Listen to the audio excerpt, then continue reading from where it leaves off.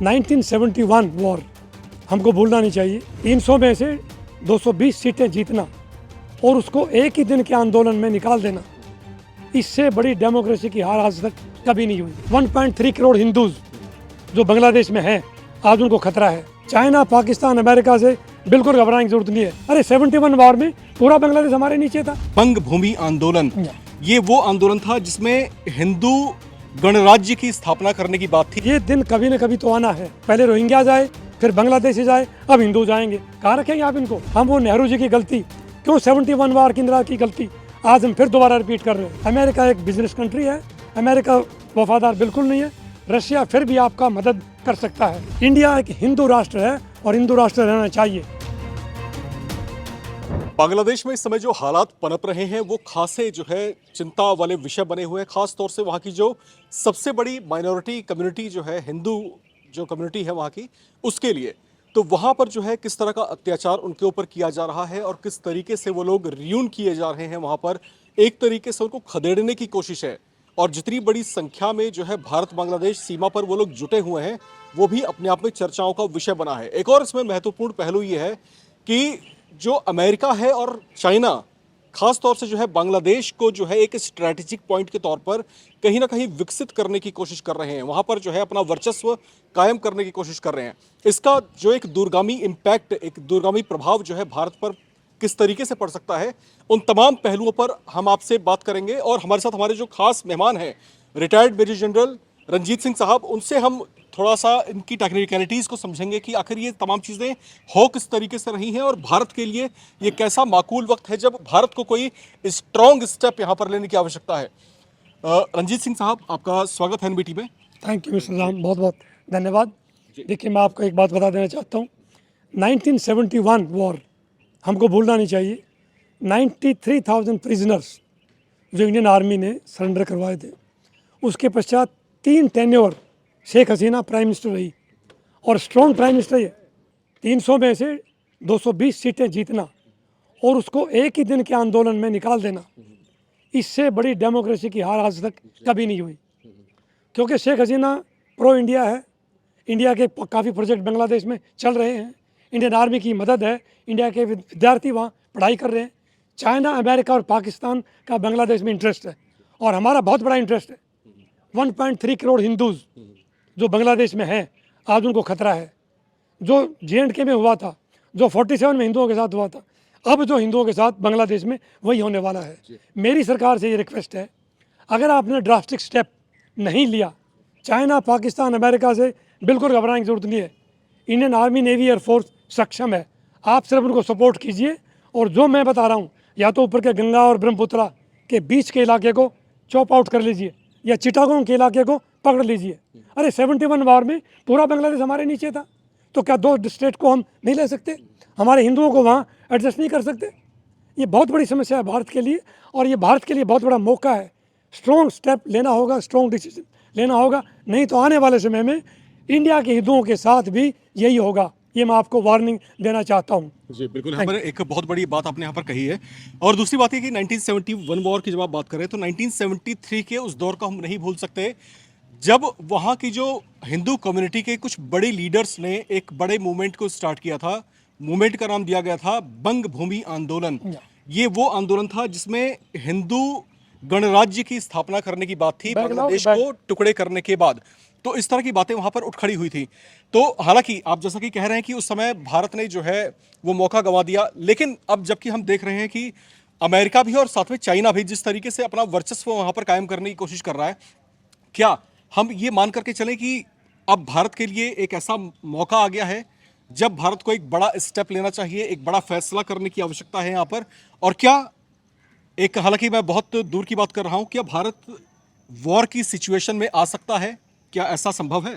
हाँ, देखिए मिस्टर राम, भारत रोजाना लड़ाई लड़ रहा है टेररिस्ट के खिलाफ। एवरी डे हमारा एक कैप्टन शहीद हुआ है, every day we are losing, 1 या 2 जवान शहीद होता है। तो ये दिन कभी ना कभी तो आना है। अगर इंडियन गवर्नमेंट को स्ट्रॉन्ग स्टेप लेना है तो वो मौका आज है। आपको चाइना और पाकिस्तान से बिल्कुल डरने की ज़रूरत नहीं है। जो गंगा का और ब्रह्मपुत्रा का जो मुआयना है, उसके बीच के दोनों स्टेट के ऊपर आपको फौज भेजनी पड़ेगी, नहीं तो 1 करोड़ 30 लाख हिंदूज आपके देश में आने वाले हैं। पहले रोहिंग्याज आए, फिर बांग्लादेशी आए, अब हिंदू जाएंगे। कहाँ रखेंगे आप इनको? और 30 या 40 साल के बाद आपके साथ ये होने वाला है। इसलिए क्यों हम वो नेहरू जी की गलती, क्यों 71 वार की इंदिरा की गलती आज हम फिर दोबारा रिपीट कर रहे हैं? इसलिए सरकार से मेरा ये रिक्वेस्ट है, अनुरोध है और वार्निंग है, एक सिपाही होने के नाते, एक देशभक्त होने के नाते, अगर आज इंडिया ने स्टेप नहीं लिया, आने वाले समय में हम लोग पछताएंगे, इसके सिवाय और कुछ नहीं होगा। जी इंटरनेशनली कुछ इस तरह की चर्चाएं भी हैं कि अमेरिका जो है अपने वॉरफेयर्स और जो अपनी जो आर्म्ड शिप्स हैं उनको वहां पर डेप्यूट कर सकता है बांग्लादेश जो इंटरनेशनल वाटर्स है वहां पर। तो बांग्लादेश इंटरनेशनल वाटर्स और इंडियन वाटर्स बहुत ज़्यादा इसमें जो है दूरी नहीं है, तो वहां पर क्या ऐसा संभव है कि अमेरिका जो है कुछ इस तरह की डेप्यूटेशन करने जा रहा है? आपको क्या लगता है? देखिए, इंडिया का साउथ ओशियन में डियागो गार्सिया में अमेरिका का ऑलरेडी एक बेस है। साउथ चाइना सी में गुआम में अमेरिका का दूसरा बेस। तो अमेरिका तो 900 बेस ऑलरेडी दाखिल कर चुका है। इंडिया के अंदर फिर वो चाह रहा बेस, इंडिया ने मना कर दिया, बांग्लादेश ने चिटागोंग में मना कर दिया। मेरा रिक्वेस्ट यही होगा, अमेरिका को कोई बेस ना दिया जाए।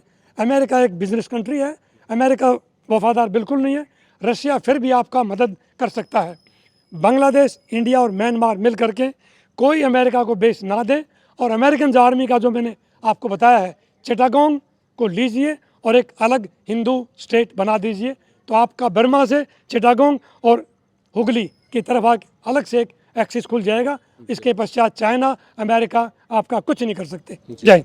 जी, मैं थोड़ी सी दूर की बात यहाँ पर कर रहा हूँ और जो चर्चाएं हैं मैं उन चर्चाओं की बात कर रहा हूँ कि जो सेंटिमेंट्स हैं बांग्लादेशी हिंदुओं के, वो भारत के साथ काफ़ी हद तक जुड़े हुए हैं। उनका जो एक दिली रुझान जो है वो भारत की तरफ बहुत समय पहले से है, कई दशक पुराना है ऐसा।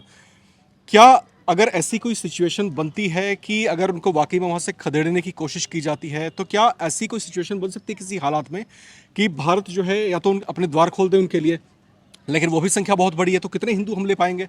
और क्या ऐसा संभव है कि भारत जो है कोई ऐसा बोल्ड स्टेप उठा करके इन्फिल्ट्रेट करे बांग्लादेश के भीतर और फिर वहाँ के किसी बड़े रीजन को जो है एक्वायर करने की कोशिश कर ले?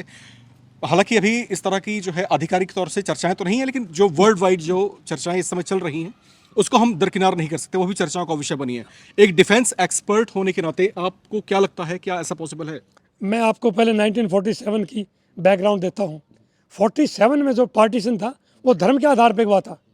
तो जब धर्म के आधार पर पहले हुआ, और बांग्लादेश में आज वही सिचुएशन आ रखी है सेम, और अगर आज हमने जागे नहीं तो यही सिचुएशन इंडिया में 30 और 40 साल के बाद आने वाली है। ये मेरा रिक्वेस्ट है सरकार से भी और हमारी अपोजिशन लीडर से भी। ये माइनॉरिटीज़ वर्ड छोड़ दीजिए। इंडिया एक हिंदू राष्ट्र है और हिंदू राष्ट्र रहना चाहिए। जितना जल्दी इंडिया इसके ऊपर एक्शन लेगा, पार्लियामेंट रेजोल्यूशन होगा, उतना ही देश के फेवर में होगा और बांग्लादेश के हिंदुओं को बचाना होगा। यहाँ ला करके नहीं, वहीं पर उनको बचाना होगा। तब जा करके इंडिया की स्ट्रेंथ, इंडिया की ताकत और अमेरिका को एक लेसन मिलेगा, चाइना को लेसन मिलेगा।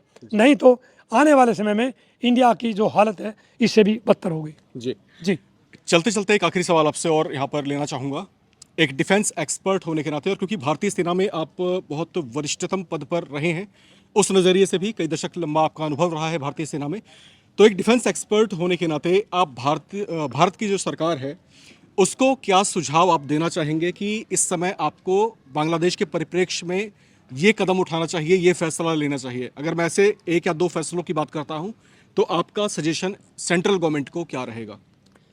एक सच्चा सिपाही और देशभक्त होने के नाते मेरी सरकार से रिक्वेस्ट, वार्निंग है, अगर आपने आज स्टेप नहीं लिया तो 47 और 71 वाली गलती आप अगले 30 या 40 साल में दोहराएंगे, तब उसको बचाने वाला कोई नहीं होगा। ये मैसेज काफ़ी ठीक है। इसका मतलब आपको बांग्लादेश के अंदर एंटर करना होगा और वहाँ के हिंदुओं को बचाना होगा। ये एक वर्ल्ड के लिए और मैसेज होगा, ये बहुत ही पॉजिटिव मैसेज। धन्यवाद। तो ये थे retired major general Ranjit Singh साहब, जो अपने करियर में जितने दिलेर रहे उतनी ही दिलेरी भरे फैसले के लिए केंद्र सरकार को जो है कहीं ना कहीं एक संदेश देने की कोशिश कर रहे हैं। लेकिन धरातल पर क्या चीज़ें हैं और इसके पीछे क्या कुछ रणनीतियां हैं, उसको लेकर के केंद्र सरकार क्या कुछ फैसले आने वाले समय में कर सकती है, वो तमाम चीज़ें आने वाले वक्त में आप देख पाएंगे। लेकिन फिलहाल बांग्लादेश में जो हालात बने हुए हैं वो अपने आप में चर्चाओं का विषय हैं। खास तौर से चर्चाओं में वो माइनॉरिटी हिंदू हैं जो यहाँ पर जो है खासे जो है रियून किए जा रहे हैं, खासा उन पर अत्याचार किया जा रहा है। इन हालात से उनको बाहर निकालने की कोशिशें, यूएन की तरफ से भी सजेशन दिया गया कि भाई ऐसा ना हो, शांति स्थापित करने की कोशिशें की जाए, और भारत सरकार की तरफ से भी लगातार जो है बातचीत की पहल यहाँ पर की गई है।